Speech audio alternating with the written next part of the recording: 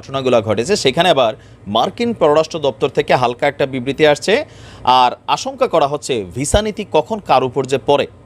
যদি কোনো রকম অন্যায় অবিচার আমাদের উপরে করা হয় আমরা তাকে দীর্ঘদিন মনে রাখব। আসসালামু আলাইকুম সুপ্রিয় দর্শক বন্ধুরা, অবশেষে বিএনপির জন্য বিশাল সুখবর আসলো।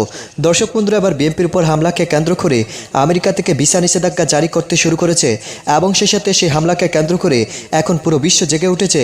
তো দর্শক বন্ধুরা, অন্যদিকে সেই সকল বিষয়গুলোকে কেন্দ্র করে এবার বিএনপির নেতারা এমন কিছু বার্তা দিয়ে যাচ্ছে এবং তারা বলে যাচ্ছে যে বা যারা অতি উৎসাহে বিএনপির উপর হামলা করবে, বিএনপির উপর গুলিবর্ষণ করবে, তাদেরকে দীর্ঘদিন মনে রাখবে বিএনপির নেতাকর্মীরা। তো দর্শক বন্ধুরা, তাহলে কি হতে যাচ্ছে এবং সেই সাথে কীভাবে ভিসা নিষেধাজ্ঞা জারি করতে শুরু করেছে আমেরিকা, সেই সকল বিষয়গুলোকে কেন্দ্র করে আপনাদের মাঝে অত্যন্ত চমৎকার কিছু তথ্য তুলে ধরেছি।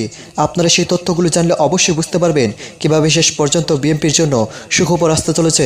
তো দর্শক বন্ধুরা, চলুন আমরা সেই সকল বিষয়গুলো পরিপূর্ণ জেনে নিই এবং সেই সাথে বিএনপির নেতারা কি বক্তব্য দিয়ে যাচ্ছে। আসসালামু আলাইকুম, আমি নাইম দক্ষিণ কোরিয়া থেকে। দর্শক, গতকালকে সারা বাংলাদেশ জুড়ে যেই ঘটনা ঘটেছে, আজকেও বিভিন্ন জায়গায় আওয়ামী লীগের বিক্ষোভ সমাবেশ চলছে। এরই মাঝখানে একটা জিনিস একটু চোখে পড়ার মতন, অলরেডি এই ইস্যুতে আপনারা জানেন যে গতকালকে যে ঘটনাগুলো ঘটেছে সেখানে আবার মার্কিন পররাষ্ট্র দপ্তর থেকে হালকা একটা বিবৃতি আসছে আর আশঙ্কা করা হচ্ছে ভিসা নীতি কখন কার উপর যে পড়ে। আর এরই মাঝখানে বাংলাদেশের রাজনীতির ইতিহাসে গতকালকে আপনারা যে দুইটা ভিন্ন ঘটনা দেখেছেন, আমিও আশ্চর্য হয়েছি, but it's a good sign. এটাকে আমি খারাপ বলছি না, এটা ভালো, কৌশলে করা হোক, যে কোনো কারণে করা হোক। কিন্তু গতকালকে যে গয়েশ্বর সাহেবকে মারা হলো রাজপথে, পুলিশের হাতে তিনি লাঞ্ছিত হলেন, এরপরে তাকে আবার পুলিশই ডিবি অফিসে নিয়ে গেল। সেইখানে গিয়ে যে রাজকীয় খানা দানা, ফল ফ্রুট, সেবা বা সার্ভিস তিনি পাইলেন, আর আমানুল্লাহ আমান সাহেবের সাথেও যা ঘটলো, তো এই টোটাল দুইটা ঘটনাকে বিএনপি ভাবছে যে এটা ভিসা নীতির খেলা। আবার আমাদের ডিবি প্রধান হারুন ভাই তিনিও যে বক্তব্য দিয়েছেন, বিএনপির বক্তব্য হচ্ছে বেসিক্যালি এটা হচ্ছে যুক্তরাষ্ট্রের ভয়ে ভিসা নীতির কারণে যে মার্কিন ভিসা নিষেধাজ্ঞায় পড়তে পারে, এই কারণেই বেসিক্যালি এই ধরনের ঘটনাগুলা করছে। আবার আমানুল্লাহ আমান সাহেবও বলছেন যে এটা আসলে নাটক। তো যাই হোক, আগে আমরা মার্কিন স্টেট ডিপার্টমেন্টের বক্তব্যটাও একটু দেখি। গণতান্ত্রিক প্রক্রিয়ায় রাজনৈতিক সহিংসতার কোনো স্থান নেই বলে মন্তব্য করেছেন মার্কিন পররাষ্ট্র দপ্তরের উপপ্রধান মুখপাত্র বেদান্ত প্যাটেল।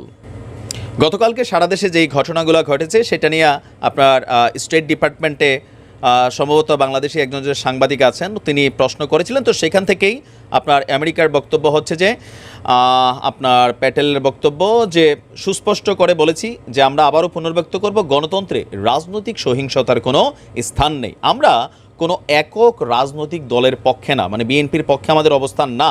অবাধ, সুষ্ঠু ও শান্তিপূর্ণ নির্বাচন আয়োজন বাংলাদেশের মানে করাই হচ্ছে যুক্তরাষ্ট্রের লক্ষ্য এবং সমর্থন। এই লক্ষ্য অর্জনে যুক্তরাষ্ট্রের প্রশাসন বাংলাদেশের সাথে কাজ করার গুরুত্বের উপরও জোর দিয়েছেন। আর বেদান্ত প্যাটেল বলছেন যুক্তরাষ্ট্র বিশ্বাস করে যে গণতান্ত্রিক প্রক্রিয়ায় রাজনীতির নামে সহিংসতা বা যে ঘটনাগুলো হচ্ছে সেগুলোর কোনো স্থান নেই।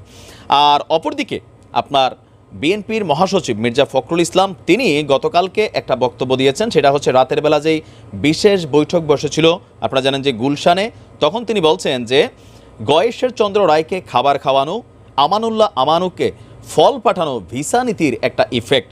নিজেদেরকে রক্ষা করার জন্য, নিজেদেরকে নিরপরাধ প্রমাণ করার জন্যই এই ধরনের নাটক সাজিয়েছেন। গতকালকে রাজধানীর গুলশানে বিএনপি চেয়ারপারসনের রাজনৈতিক কার্যালয়ে বসে তিনি এই ধরনের তথ্য দিয়েছেন। তিনি বলছেন যে গয়েশ্বর চন্দ্র রায় দল এবং রাজনীতিতে কমিটমেন্ট। তিনি তার সারা জীবনের রাজনৈতিক জীবনে আন্দোলন সংগ্রামের মধ্য দিয়েই পার করে এসেছেন। আমানুল্লাহ আমানকে প্রমাণ করতে হবে না যে দল, রাজনীতি ও জনগণের প্রতি তার কমিটমেন্টের কোনো ঘাটতি আছে, কারণ তিনি 90-এর অন্যতম নায়ক ছিলেন। তারা অনেক জনপ্রিয় নেতা, সুতরাং এই বিষয়গুলো আপনার মানুষ বিশ্বাস করে না। সবাই বুঝে গেছে, জেনে গেছে যে তাদের রক্ষার জন্যই এসব নাটক সাজাচ্ছে। বেসিক্যালি সরকার বা আমাদের পুলিশ প্রধান যারা আছেন তারা নিজেদের জায়গাটাকে ক্লিয়ার রাখার জন্য, কারণ হারুন ভাই কিন্তু বলেছে যে ওইখানে ওনার উপর যে অত্যাচার হচ্ছিল সেখানেই তিনি খবর পেয়ে আপনার পুলিশকে ফোন দিয়েছেন, এরপরে পুলিশের মাধ্যমে সরাসরি ওনাকে ডিবি অফিসে আইনা গ্রেপ্তার দেখানো হয় নাই। ওনার সাথে যেটা ঘটছে সেটার জন্য খাওয়াইয়া দাওয়াইয়া সুন্দর করে রেস্ট টেস্ট নিয়ে ওনাকে কিন্তু পুলিশের গাড়িতে করেই কার্যালয়ে পৌঁছে দেওয়া হয়েছে। আর এই ঘটনাটা আন্তর্জাতিক গণমাধ্যমেও অনেক দেশে হয়তো ছাপা হয়েছে কিনা I don't know, but BNP মহাসচিব বলছেন যে আন্তর্জাতিক গণমাধ্যমগুলো আসল ঘটনা তা বলছে যে গণতান্ত্রিক আন্দোলনকে একটি নিরপেক্ষ নির্দলীয় সরকারের জন্য বিরোধী যখন আন্দোলন করছে তখন যেই ধরনের ঘটনাগুলো ঘটছে সেগুলোকে কিছুটা রিকভার করার জন্য আপনার মানে এই ঘটনাগুলো করা হয়েছে।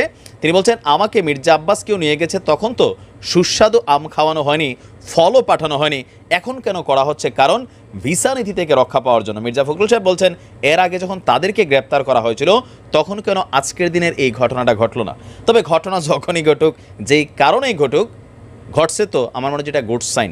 এখন ভিসা নীতির ইস্যুতেও হইতে পারে, অথবা আমরা জামিনপ্রাপ্ত হয়েছি মাননীয় আদালত থেকে, এবং এর পরবর্তী যে কর্মসূচি সারা বাংলাদেশে আজকে মহানগর এবং জেলা পর্যায়ে গণতান্ত্রিক অধিকার ফেরতের লক্ষ্যে, বিদ্যুতের নিরবিচ্ছিন্ন সরবরাহের দাবিতে, খাদ্যদ্রব্যের মূল্য কমানো, ভোট এবং ভাতের অধিকার প্রতিষ্ঠিত করার যে লড়াই, সেই লড়াই শান্তিপূর্ণভাবে যে কর্মসূচি আমরা পালন করে যাচ্ছি তারই একটি ছোট্ট উদাহরণ আজকে সারা বাংলাদেশে হবে, জামালপুরেও হবে আজকে বিকেলে।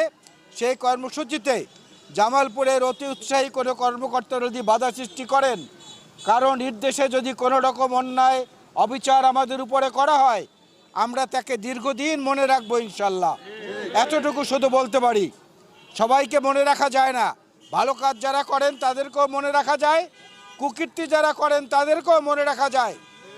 সুতরাং আমরা আশা করব যে কুকীর্তি করার মতো অতি উৎসাহী কোনো কর্মকর্তা বা কর্মচারী যেন সেই শান্তিপূর্ণ সমাবেশে কোনো রকম আচরণ না করেন। যাদেরকে গ্রেফতার করা হয়েছে অবিলম্বে আইনি প্রক্রিয়ার মাধ্যমে তাদেরকে আমরা মুক্ত করব। আপনাদের কাছে আমরা তাদের মুক্তি চাই না, কারণ যারা দেশকে অবরুদ্ধ করে রেখেছে, গোটা বাংলাদেশকে যারা বন্দী করে রেখেছে, তাদের কাছে কোনো ব্যক্তি নেতার মুক্তি দাবি করলে সেটা অর্থহীন হবে, এটা আমরা বুঝি। সুতরাং অনতিবিলম্বে শান্তির স্বার্থে মানুষের অধিকার আদায়ের সংগ্রামের প্রতি সম্মান জানিয়ে তাদেরকে যেন আইনি প্রক্রিয়ার মাধ্যমে মুক্ত করা যায়। তো দর্শক বন্ধুরা, আপনারা হয়তো পুরো ভিডিওটি দেখে এবং এই সকল কথাগুলো শুনে অবশ্যই বুঝতে পেরেছেন অবশেষে আমেরিকা চেপে ধরেছে এবং সেই সাথে সেই সকল হামলাকে কেন্দ্র করে এবার পুরো বিশ্ব জেগে উঠেছে। তো দর্শক বন্ধুরা, আপনারা এই পুরো ভিডিওটি দেখে এবং এই সকল তথ্যগুলো জেনে আপনাদের কাছে কি মনে হচ্ছে? তাহলে বিএনপির জন্য কি সুখবর বার্তা আসলো? এবং সেই সাথে বিএনপির সেই নেতাদের কথাগুলো শুনে আপনাদের কাছে কি যৌক্তিক মনে হচ্ছে? অবশ্যই কমেন্ট করে জানিয়ে দিবেন। তো দর্শক বন্ধুরা, ভালো থাকুন, সুস্থ থাকুন, আল্লাহ হাফিজ, আসসালামু আলাইকুম।